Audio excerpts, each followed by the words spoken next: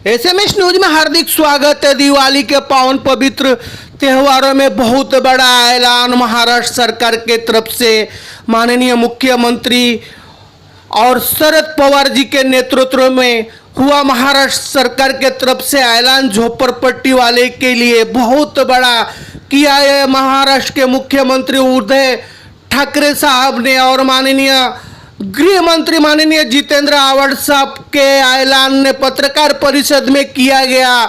झोपड़पट्टी वाले के लिए बहुत बड़ा दिवाली के शुभ अवसर पे ऐलान किया गया महाराष्ट्र सरकार के तरफ से। वो जानता है कि बंबई की लोक संख्या जनसंख्या अगर गिनी जाए तो कम से कम 60 से 70% जनता आज भी झुग्गी झोपड़ियों में रहती है। कुछ कानून ऐसे बने थे जिससे झुग्गी झोपड़ी वासी अपना घर नहीं बेच पाते। एक बहुत ही क्रांतिकारी निर्णय हमने लिया है कि जिस दिन आपकी झोपड़ी तोड़ी जाएगी और आपको बिल्डिंग में शिफ्ट होने का मौका दिया जाएगा, वो जब वो आप तोड़ी जाएगी, जब सब पेपर तैयार हो जाएंगे, उसके बाद बिल्डिंग बनने की सपना जब पूरा होगा, लेकिन वो बिल्डिंग बनने वाली है उसके पहले तुम्हारा झोपड़ा अगर बेचना चाहो तोड़ने के बाद, तो एसआरए की परमिशन लेके आप 5 साल में ये 5 साल के बाद ये झोपड़ा बेच सकते हैं। क्योंकि हमारा ऐसा कहना है 10 साल बहुत ज्यादा थे, 2 पीढ़ियां उसमें निकल जाती थी, और जो वो गरीब आदमी है उसके लिए घर नहीं, उसके गले का गहना है। जो उसके माँ के, अगर माँ बीमार होती है, पत्नी बीमार होती है, घर में कुछ अड़चन आती है, कुछ समस्या सामने खड़ी हो जाती है, तो ये गहना ही उसे काम में आ सकता है। दूसरा एक निर्णय हमने लिया है वो है कि 2000 से 2011 तक जो झुग्गी झोपड़ियां पात्र है, लेकिन उनकी कीमत निश्चित नहीं की गई। कोई भी कीमत लेके उनको घर दिया जाता था, अब ऐसा नहीं होगा। गरीबों को मकान मिलेगा, लेकिन सिर्फ 2.5 लाख रुपए में। ये माननीय जो कुटुंब प्रमुख है हमारे, और महाराष्ट्र के कुटुंब प्रमुख है उद्धव जी ठाकरे, हमारे नेता शरद पवार जी, इनसे बात करके गरीबों के आंसू पोंछने के लिए और उनके चेहरे पे हंसी दिखने के लिए ये हमारे तरफ से उनको दीपावली की भेंट है। ये समिति में हम थे, नवाब मलिक थे, आदित्य ठाकरे थे, अनिल परब थे, असलम शेख थे और वर्षा गायकवाड़ थी। हम सभी ने मिलकर गरीबों का सोच विचार दिल में रखते हुए ये निर्णय लिया है। सर, एक प्रश्न होता, मुंबईमध्ये बरेचसे एसआरए जे आहेत ते बंद आहेत, काही एसआरएमध्ये घरं खाली केलेली लोक आज 5-5 वर्ष बाहेर आहेत। त्याच्यासाठीच हे असले निर्णय आम्ही घेतो आहोत की एक आमची ॲम्नेस्टी स्कीम पण येते, ती आत्ताच मी जाहीर करणार आहे। जे थांबलेले प्रकल्प आहेत, त्या थांबलेल्या प्रकल्पांच्या मागे जे कोणी फायनान्सर्स आहेत, त्या फायनान्सर्सशी चर्चा करून एखादा नवीन बिल्डर लावून, थकलेल्या बिल्डरला बाजूला काढून एसआरए स्वतः मध्यस्थी करून हे प्रकल्प सुरू करेल। आणि प्रकल्पांमध्ये पहिली जबाबदारी एसआरएची ही असेल की विस्थापित झालेल्या लोकांना स्थापित करून रिहॅबिलिटेशनची जी बिल्डिंग आहे ती प्रथम या सर्वांनी पूर्ण केली। साहेब, परमिशन घेताना एसआरएचं रूम निघताना त्यांना काय चार्ज भरावा लागेल? कुठलाही चार्ज भरावा लागणार नाही, पण समोरच्याची कपॅसिटी किती आहे, त्याचं काय आहे, कुठे राहतो, त्याचं घर किती आहे, त्याची सगळी जाच केली। म्हणजे उगाच कारण नसताना दलाल झोपडपट्ट्यांमध्ये फिरायला नको, झोपडपट्टीवासियांनीही पैशाच्या आमिषाने घरं विकायला नको आणि त्याच्यातनं नवीन एक धंदा सुरू व्हायला नको, म्हणून एसआरए हा चेक पॉइंट ठेवलेला आहे।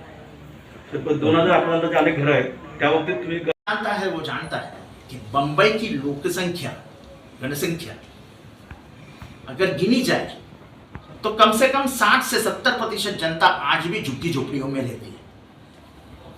कुछ कानून ऐसे बने थे जिससे झुग्गी झोपड़ी वासी अपना घर नहीं बेच पाते।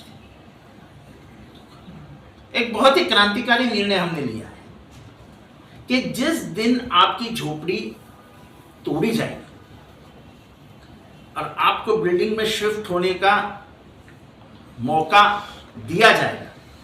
वो जब वो आप तोड़ी जाएगी, जब सब पेपर तैयार हो जाएंगे, उसके बाद बिल्डिंग बनने की सपना जब पूरा होगा, लेकिन वो बिल्डिंग बनने वाली है उसके पहले तुम्हारा झोपड़ा अगर बेचना चाहो तोड़ने के बाद, तो एसआरए की परमिशन लेके आप 5 साल में, ये 5 साल के बाद ये झोपड़ा बेच सकते हैं।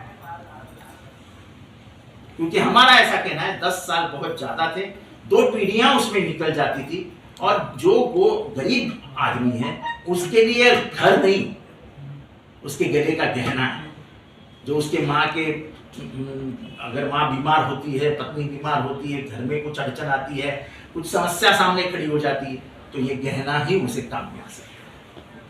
दूसरा एक निर्णय हमने लिया है, वो है कि 2000 से 2011 तक जो झुग्गी झोपड़ियां पात्र है, लेकिन उनको उनकी कीमत निश्चित नहीं की गई।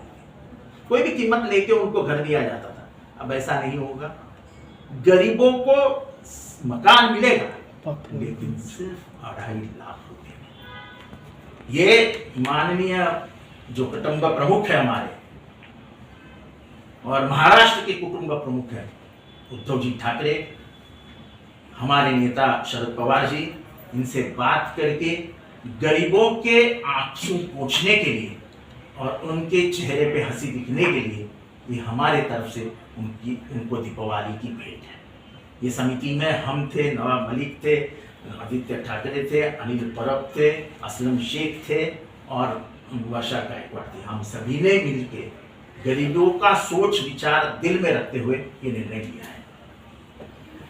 सर, एक प्रश्न होता, मुंबईमध्ये बरेचसे एसआरए जे आहेत ते बंद आहेत. काही एसआरएमध्ये घरं खाली केलेली लोक आज 5-5 वर्ष बाहेर आहेत. त्याच्यासाठीच हे असले निर्णय आम्ही घेतो आहोत की एक आमची ॲम्नेस्टी स्कीम पण येते, ती आत्ताच मी जाहीर करणार नाही. जे थांबलेले प्रकल्प आहेत, त्या थांबलेल्या प्रकल्पांच्या मागे जे कोणी फायनान्सर्स आहेत, त्या फायनान्सर्सशी हे संयुक्तरित्या काही करू शकतात का आणि गोरगरिबांना घरं उपलब्ध करून देऊ शकतात का, हा प्रयत्न गृहनिर्माण विभाग या महिनाभरात देईल आणि 2022च्या 31 डिसेंबरच्या हा निर्णय घेतलेला असेल. सर, बहुत ऐसा जगह झोपड़पति अपात्र है, बिल्डर ने बाहर निकाला, उनके बदले कंप्लेन हुआ, कुछ पुलिस अधिकारी कर, उसके भी बारे में क्या कहेंगे आप? उनकी पात्रता निश्चित करने के लिए जो अधिकारी वहाँ रखे गए हैं वो जरूर न्याय देंगे, और नहीं देंगे तो गृह निर्माण विभाग उसके बीच में आके उनको न्याय देने का प्रयास करेगा. किसी के ऊपर अन्याय नहीं है. सर, खोपटला गोकुळदास वाडी म्हणून एरिया आहे, तर 8-10 वर्ष झाली लोक घरापासून वंचित आहेत आणि बिल्डर येऊन गेले, पण तो प्रश्न मार्गी नाही लागला. तो प्रश्न मार्गी लागला नाही कारण का मथुरादेश सीट जे आहे त्या जागेचे मूल मालक ते कोर्टात ते सेटल करायला तयार नाही.